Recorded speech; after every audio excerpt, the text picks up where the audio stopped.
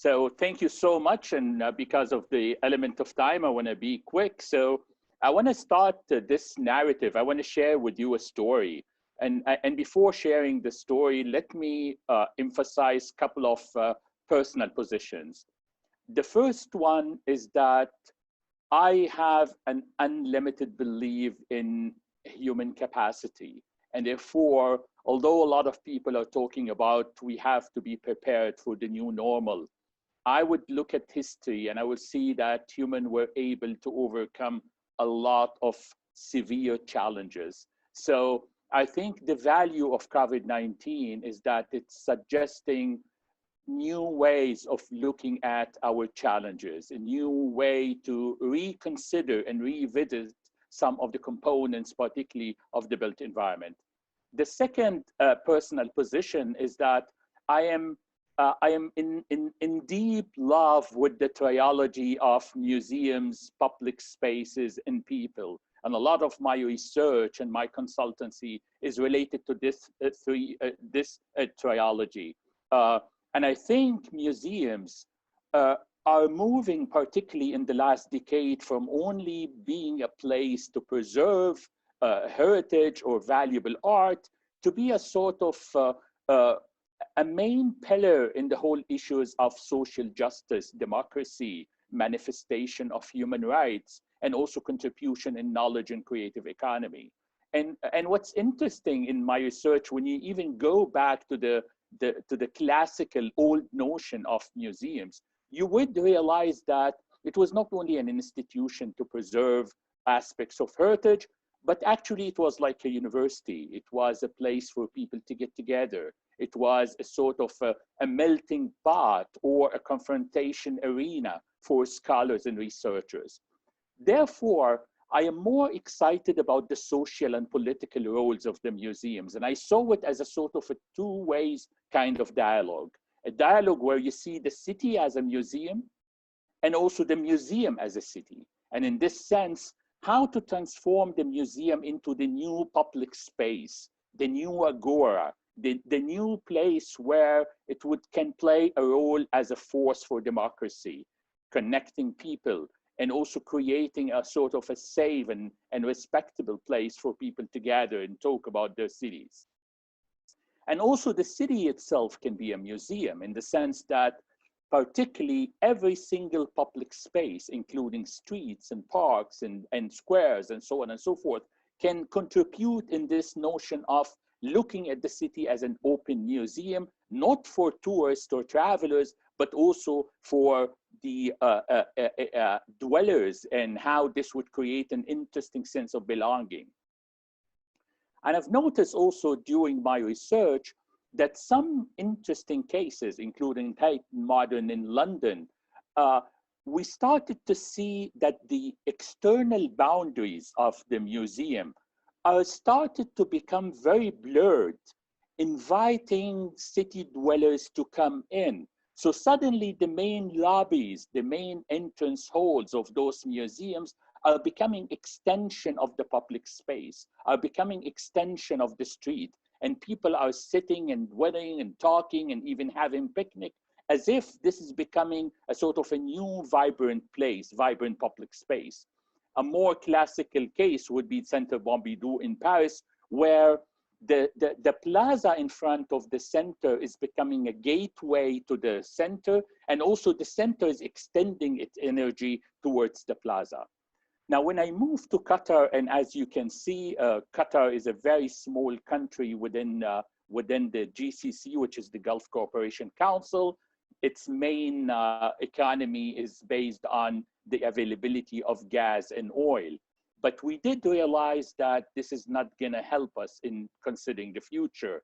So we started to move a bit to consider the whole notion of knowledge-based economy, because we have to question the future of the country. We have to question the pace of development. And speaking of pace of development, this is Qatar in 1937, when it was a small traditional fisherman village. And this is Qatar now. And you can see the projection of the village in this small square here. So you see with me the scale of development that is is asking us to pause and see and evaluate this direction of almost unlimited development.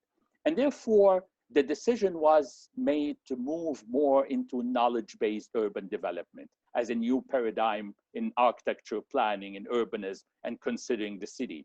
The lower book to the right, Knowledge-Based Urban Development in the Middle East, I published 2 years ago, where I was trying to sort of shed light on the main features of this paradigm, particularly in the Gulf countries, which are totally based on oil and gas.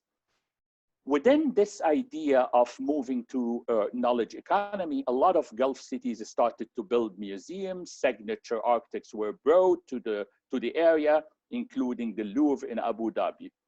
And the story that I want to focus on here is the MIA, the Museum of Islamic Art in Qatar, designed by the famous I.M. Pei.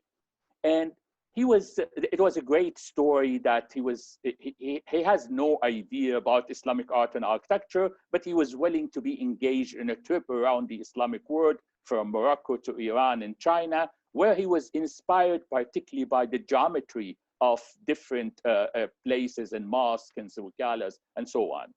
And we ended up with a very interesting icon for culture and intellectuality and art. And it's in a very unique position in the city. And it creates a sort of a dialogue between the museum and the city. But we also realized that the educational component is important.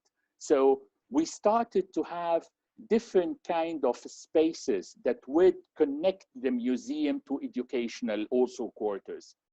But what also was interesting here is to invest more on relating people to the museum, invest more on connecting the museum to the city.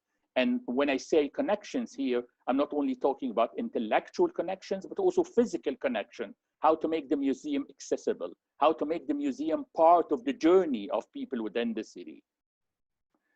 But the most exciting point that I want to share with you today is the idea of how to contextualize concepts, how to understand the social context. I have an admission for all of you. In this part of the world, we are not museum goers. We don't have the same embedded culture like you have it in London or Milan or Paris. So the idea was, instead of focusing only in the museum, let's create a dialogue between a series or a sequence of public and green spaces and the museum, and create a sort of a vibrant kind of pace of events and parties and carnivals and celebrations, including souks, bazaars, including museum music concerts. And those music concerts, in some cases, you can have it within the museum, but also you can spill it out to the outdoor public spaces and public areas.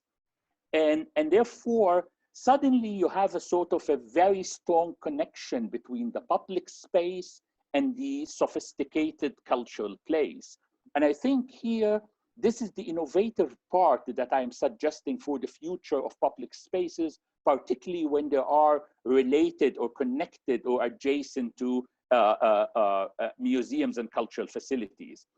And even during the COVID-19, with the right measurement between tables and so on and so forth, you start to use some of those public spaces to create a very interesting balcony towards the city.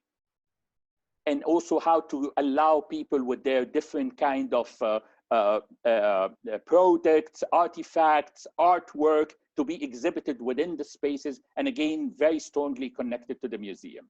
This is my very final picture, and it's a true story. I took this picture for this family because when I was doing my interviews in the public spaces adjacent to the museum, I asked this family about their relation to the museum. And the father told me that we are enjoying the public spaces and green spaces here on a weekly basis. And one day my son asked me, "What this big building over there?" And I told him, I have no idea. So we walked to the museum and we realized that it's a museum and it's for free. And therefore, it's becoming a routine. We go on a weekly basis to enjoy the place. And hence, suddenly you did realize that going to the museum is becoming a byproduct of going to the public space. And I think this is the innovative part that we should consider to revive and revisit our relation to public spaces in the post-COVID-19 paradigm. Thank you so much for having me.